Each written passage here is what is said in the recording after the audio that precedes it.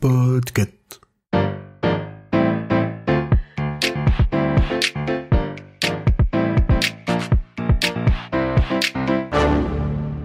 Bonjour, vous avez choisi la réponse D. Mais d'abord, écoutez la question. Aujourd'hui, sur la thématique jeu, la question est: qui est l'inspiration de Mario? A. Un acteur moustachu. B. Un plombier soviétique. C. Luigi. D. Un propriétaire immobilier. Le personnage probablement le plus connu du jeu vidéo a beau se balader en salopette, casquette sur la tête et sauter dans des tuyaux, rien ne prouve qu'il soit plombier. D'ailleurs, il n'a pas vraiment de métier. Son boulot, c'est de sauver Peach, défoncer Bowser et récupérer des étoiles. Et disons que pour arrondir ses fins de mois, il est aussi parfois docteur, charpentier ou encore arbitre de tennis. S'il s'appelle Mario, avec un accent italien à saveur pizza de micro-ondes, c'est parce que l'homme qui l'a inspiré était italo-américain. Et jusqu'à preuve du contraire, il n'était pas du tout acteur. Ou même moustachu. Retour au tout début des années 80, quand Nintendo produit le jeu Donkey Kong. Dans ce jeu, où le gorille balance des tonneaux, on incarne l'ancêtre de Mario, Jumpman, qui doit éviter des projectiles pour aller sauver une demoiselle en détresse. On est donc dans une espèce de relecture de King Kong en 2D avec un petit bonhomme moustachu à casquette. Sorti en 1981 au Japon, le jeu cartonne sur borne d'arcade, puis va être adapté sur console portable et console de salon. Nintendo, qui a déjà à l'époque près de 100 ans d'existence dans le marché du jeu, sent le vent tourner et décide d'ouvrir ses bureaux aux États-Unis pour conquérir l'Occident où on s'intéresse de plus en plus aux jeux vidéo. L'entreprise installe d'abord son nouveau siège à New York et toujours en 1982, décide de louer un entrepôt à Redmond, près de Seattle. C'est plutôt malin puisque c'est 3000 km plus près du Japon. Nintendo of America traverse une période difficile financièrement, après l'échec cuisant de son investissement dans des bornes de jeux d'arcade du jeu Radarscope.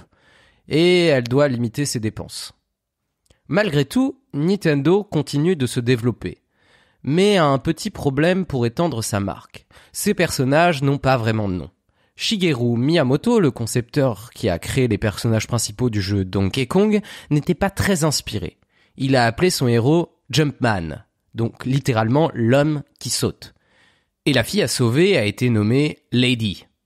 Ouais, pas ouf.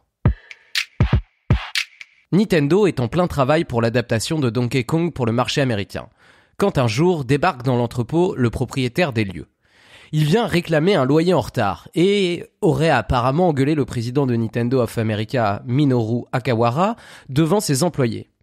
Sans doute pas la meilleure manière de gagner le respect du patron japonais, qui remarque au passage que l'homme énervé ressemble pas mal au personnage de son jeu vidéo. Oui, le petit tas de pixels vu de profil qui saute de plateforme en plateforme. Plutôt petit, les cheveux foncés. Bon, après, aucune preuve qu'il portait la moustache. Et très peu probable qu'il portait une salopette et une casquette. En tout cas, son intervention ne passe pas inaperçue. Son nom ? Mario Segale. Et voilà comment l'homme qui saute est devenu Mario. Nintendo a même repris son accent italien pour en faire un trait de personnalité majeur du personnage. Avec beaucoup d'exagération. Enfin, j'espère que Mario Segale n'avait pas cette voix-là. Au passage, pour montrer à quel point Nintendo cherchait des réponses rapides à ses soucis de nom, ils ont trouvé celui de Lady, la femme kidnappée par Donkey Kong, en prenant celui de la femme d'un employé de leur filiale. Et c'est ainsi que Mario eut pour mission de sauver Pauline. Bon, je ne vais pas vous refaire toute la généalogie de la famille des Mario, mais apparemment Mario serait identifié comme le fils de Jumpman. Et Pauline n'a rien à voir avec Peach, non. Elle serait plutôt considérée comme une ex du héros moustachu. Sachez que le dénommé Mario Segale est décédé en 2018 après s'être fait une très jolie fortune dans l'immobilier. Bon, pas à la hauteur de Nintendo bien sûr. Mais malgré l'énorme succès de la franchise depuis 40 ans, il n'a jamais rien touché pour l'utilisation de son identité. Il n'a d'ailleurs jamais cherché à en tirer profit et est resté très discret sur le sujet. Sans doute pour que ça n'ait pas d'impact sur son activité. Par contre, il devait avoir une super anecdote pour se la péter devant ses petits-enfants. Bravo, c'était la bonne réponse.